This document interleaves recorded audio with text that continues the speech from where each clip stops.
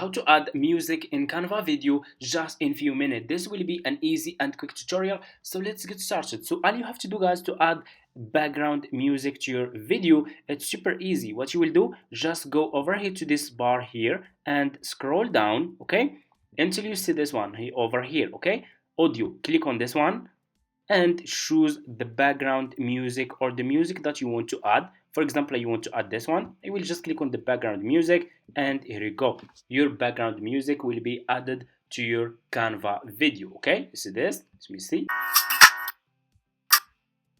And as you can see, if you guys want to add your own background music, you can delete this one and you can go over here, go back and go to upload. Okay, click on upload over here and click on upload file and upload your own background music from your laptop that you want to add. Okay, after you do that, you will find your background music that you uploaded here on audio. If you click on audio, you should find all your background music here. You will click on your background music that you want to add, and there you go, it's gonna be added over here to your video like this. Okay, Expensive coffee comes from. do you see this?